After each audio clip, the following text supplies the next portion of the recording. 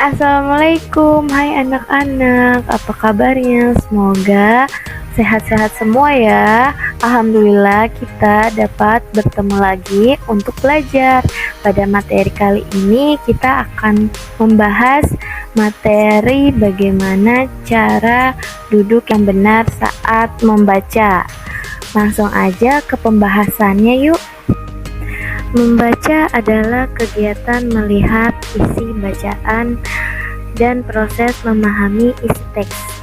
Nah, kegiatan melihat ini tentu saja menggunakan mata, yang dimana mata adalah panca indera kita.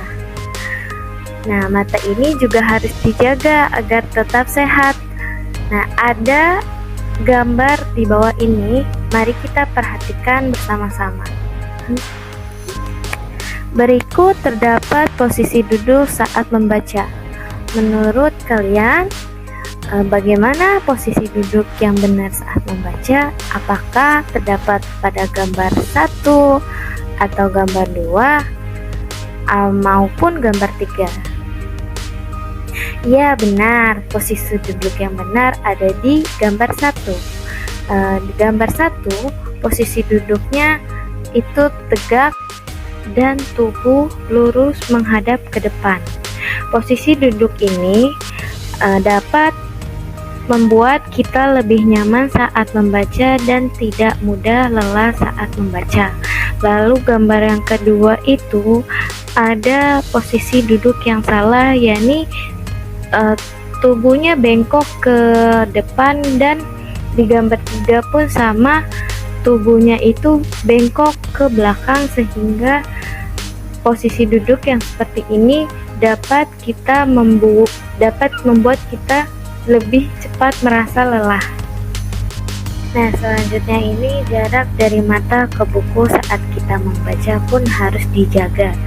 Nah, terdapat 3 gambar yang menunjukkan jarak dari mata ke buku saat membaca dengan benar dan baik.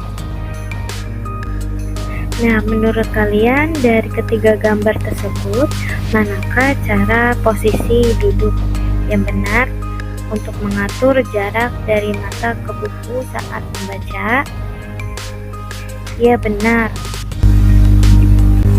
Gambar nomor 1 adalah posisi duduk yang benar saat membaca untuk mengatur jarak dari mata ke buku, karena posisi duduk ini duduk dengan tegak dan hadapan ke depan, dan jarak antara mata dan buku tidak terlalu dekat. Lalu posisi duduk yang kedua, yaitu badannya terlalu membungkuk sehingga buku dan mata ini terlalu dekat saat membaca. Lalu posisi yang ketiga, yaitu membaca sambil berbaring. Posisi ini tidak baik saat membaca karena dapat membuat mata sakit saat membaca. Selanjutnya, pencahayaan juga sangat perlu saat membaca. Nah, misalnya Dayu sedang membaca buku di kelas. Matahari sangat terang di luar sehingga cahaya yang masuk ke dalam kelas itu banyak sehingga kelas menjadi terang.